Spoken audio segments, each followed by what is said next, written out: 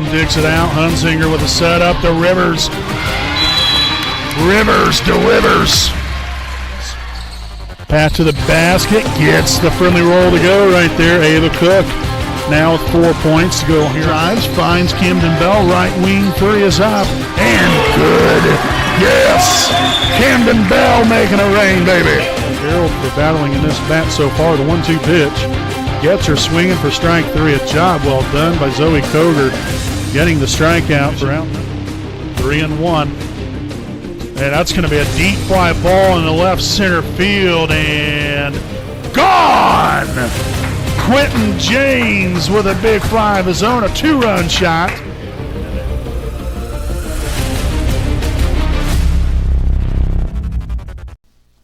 Hey, good evening there, ladies and gentlemen, and welcome here to your home of the Raiders, the WHS Network, here on YouTube.com. As always, I'm your play-by-play broadcaster, Brandon Morvillius.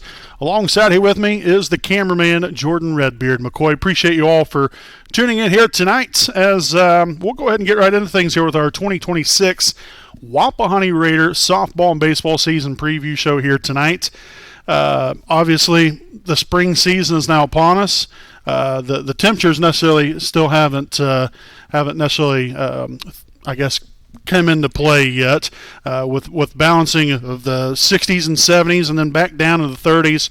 But I'll tell you what, it doesn't get much better than this. You know, now that we're getting into the spring season, baseball, softball ramping up. We've got track and field. I know we've got boys golf.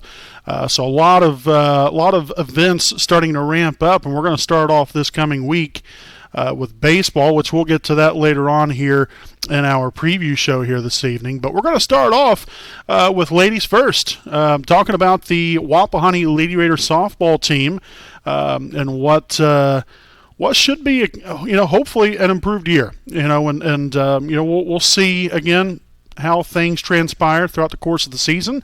But we're going to go ahead and take a look here at the Lady Raider softball schedule, and I'm going to let Redbeard take things away here to break down this 2026 Lady Raider softball schedule. Yeah, thanks, Marv. Yeah, the softball team's first game is actually this coming Monday, April 6th, at Northeastern for a 5:30 start time. They have a back-to-back 4-game stretch. The 7th, they're at home versus Hagerstown. Back home, the 8th against Mississinawa for a 5:30 start time. And their first conference game at Westdale. Then the 15th, they're at home versus Troy High. The 16th, they're at Eastern Hancock for a 5:30 start time. April 21st, they're home versus Randolph Southern. The 23rd, they're at Shenandoah. The 25th, they're at home for a doubleheader versus Alexandria. April 27th, they're at Jay County. The 28th, they're home versus Monroe Central. The 30th, they're at Cowan. May 1st, they're at Franklin for a 5:30 start time. The 4th, they're home versus Centerville for a 5:30 start. Then May 5th, 6th, and the 9th is the county softball tournament, which those games will be held at Westdale High School. The 7th, they're home versus Winchester. May 11th is they're home versus Lapel with a 5:30 start time. The 13th, they're at Blackford. May 15th, they're at Yorktown. The 16th, they're home versus Newcastle, and that's an 11 a.m. morning game start time. The 18th, they're at Delta at 5 p.m. start. May 19th, they're home versus Blue River. The 20th, they're at South Adams with a 5:30 start time. The 21st, they're home versus Daleville for senior night. And May 22nd, they're at Cambridge City for the last game of the year. Okay, so thank you, Redbeard. Again, that's what the schedule looks like here for the 2026 Wapahani Lady Raider softball team. Now, again, last year, no doubt that was a struggle. We end up finishing the year at 2-17.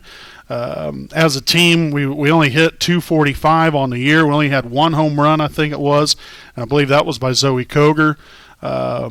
Scored 57 runs, but here was the really bad part. It was the 239 runs that we allowed. So obviously it just didn't work out for us. Offensively, defensively, pitching, base running. It was just an unfortunate season. And sometimes it happens. Now it hasn't happened in quite some time here for this team. It was just kind of a blend of everything. I think that last year's team was just so inexperienced. I mean, we had only had 2 returning starters, and Zoe Koger and then Briley Kahali-Como. So it was very difficult to expect them to have a great season when there was so much inexperience there where, a lot of it was going back over the basic fundamentals of the game because of the lack of experience, where a lot of these girls were either playing for the first time or haven't played for a very long time. And so that's tough. That's tough, especially I know for Koger and Kahali-Como at the time because they've been at it, for the past 3-4 years. They're expecting to get somewhere and win championships. And, it happens, but these girls continue to battle all season long. Not only those 2, but the whole entire team as a collective unit. They gave it their best every single night, and that's all you can ask for. And so now leading into this season, there is a slight new makeup to the team. Still some familiar faces, which will be very nice, but also some newcomers that are going to look to make a big time impact in this 2026 season and beyond there potentially. So when you're taking a look here at familiar faces here for Wapahani, that's going to include the 3 seniors. You have Zoe Koger, Malia Simpson, as well as Kendall Carpenter. The juniors, we only have 1 junior this year, which we'll get to her here in just a moment. But sophomores, the returning players from last year's team, Claire Merle, Lila Chambers, and Emma Bailey. Now, again, among those returning players, again, like I said, you're going to have some newcomers. Obviously we didn't have a big senior class last year, so there's not a whole lot of turnover here. But those newcomers, like I said, are looking to make a big impact here as well. Junior Emily Manning, as well as sophomores Bailey Clapper and Cindy Tomey.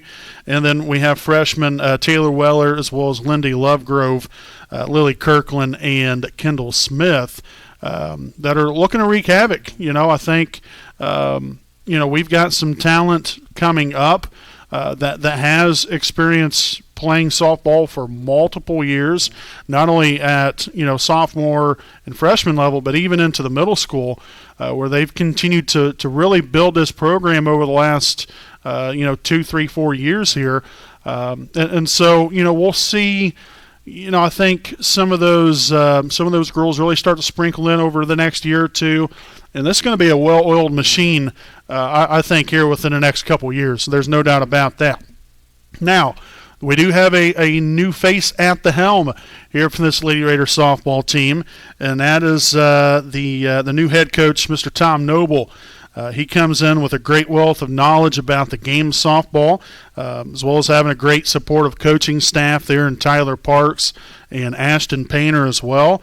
And honestly, I think that him along with his coaching staff can really steer this program in the right direction. I just mentioned there that I think this year, I think they're going to be improved.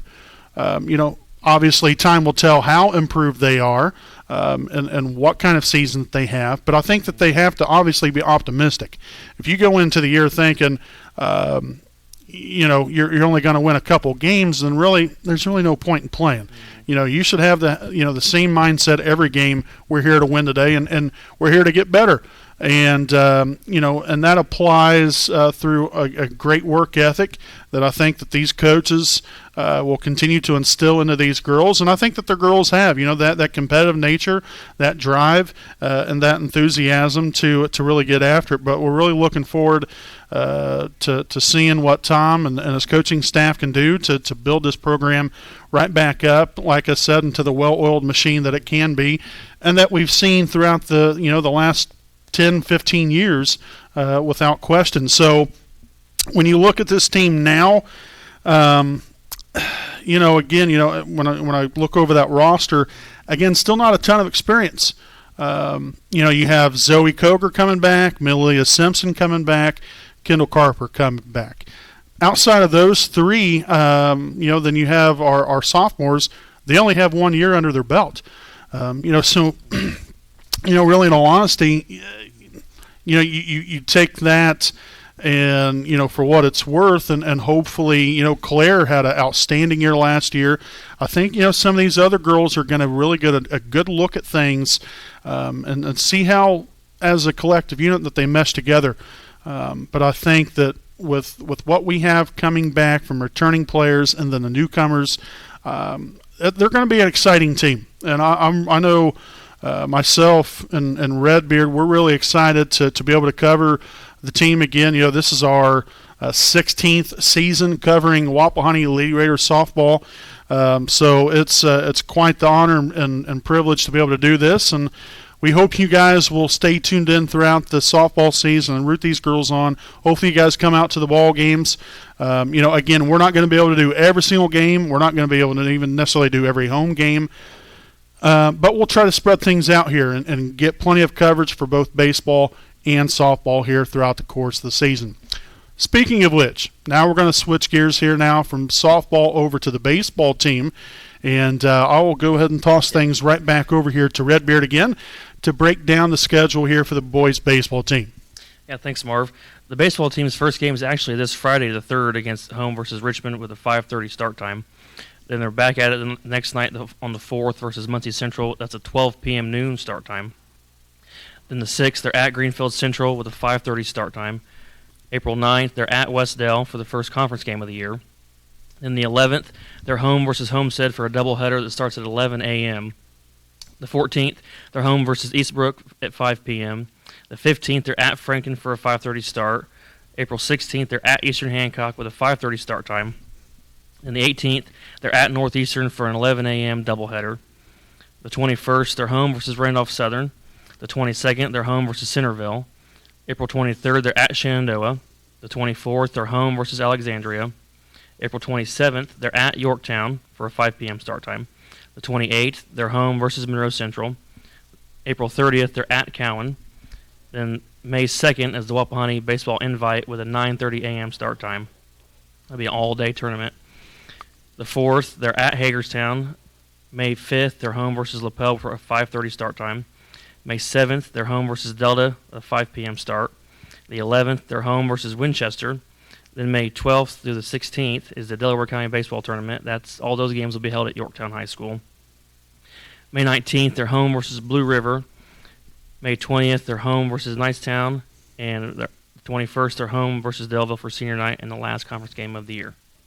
All right, so thank you, Redbeard, again for breaking down the Wapahani Raider baseball schedule. When you look at this team, you first think about last year and what the Raiders were able to accomplish. 20-9 record, sectional 40 champions, regional champions with that classic there against LaPel up there at Kokomo Municipal Stadium, and what was a game that I would say a lot of people didn't think that we would win. I know that I remember when we was talking at the end of the ball game, we was sitting out in the car and we had some LaPel fans, and they were quite shocked that they got beat. And, it just goes to show that any given day, you never know what can happen. So that's why you got to put your best foot forward, go out there, play your toughest and hardest, and hopefully things will work out in the end, and hopefully you'll be on the smiling side of the scoreboard. But as I mentioned, though, one sectionals, regionals advanced to the semi-state championship game, won the first game that day, and then was defeated by Boone Grove. That later on ended up winning the state championship last year. They were tougher than nails, let me tell you. They could hit, pitch, play defense. It really didn't make a difference what it was. They could do it. And so, at least, you made it to that point. I think that, that was, I think, without a doubt, a improved season. In 2024, not that we had a bad year by any means. I thought we still had a pretty good year in 2024, but last year really stepped it up a couple notches, and we really flourished. A number of guys, really showed what they can do and had a great season. And it all started with our pitching. We had really some pretty darn good pitching throughout the course of the season. Nate Luce was there at the helm of that. We had, at the time, sophomores, Case and Purdue, Kyle Anderson. You had junior Brant Longfellow that came in did a great job as well, and a couple other guys as well throughout the course of the season that would pitch. But I thought our pitching was very solid, and that's what kept us in a lot of ball games. Our hitting was good, complementary hitting. At times, maybe was a little inconsistent, but really for the most part, I thought that from a hitting perspective, those guys were pretty solid, 1 through 9. Good balance. Obviously, now some of those guys have graduated, and it's going to be interesting to see how we fulfill those roles that they left, and the shoes. How we're going to be able to fill those shoes. But I think that we're really in store for another exciting year. When you look at the makeup of this team again, you have returning players there, and with seniors Quentin James, you've got Eli Andrews, Caleb Lewis, Brant Longfellow, Colton Lash. You have juniors here and Hayden James, Jarek Longfellow, Cason Purdue, Kyle Anderson, Kendon Hill, DJ Seagraves. Ethan Bragg and Andrew Johnson as well. That are, again, looking to make another big-time impact on their junior season. Sophomores, I know that we had seen a couple of these guys last year, Gabe Lappin, Nathan Poe, Cameron Kahali-Como, Devin Koger, looking for some other guys, here in Taylor Kidd, Trevor Whitted. Those guys now coming into their second season, really looking to make a big-time impact, not only at the JV level, but at the varsity level as well. And then lastly, some new faces coming into the program as freshmen. We'll have Crosley Bousman as well as Alex Hunzinger, Philip Sells, and Aaron Mann. So that's what the roster will look like as far as some familiar names and also some newcomers that I think that, again, will really – see how, things shake out, over the next, the course of the next couple days. Again, like Redbeard had mentioned, we're starting off Friday night, again, weather permitting. It has been very rainy. It's currently cold today. Yesterday it was in the 70s, and today it's in the 40s. So that's what I was talking about earlier. It's been a little bit of a mixture of everything, and spring doesn't know if it wants to be spring or not.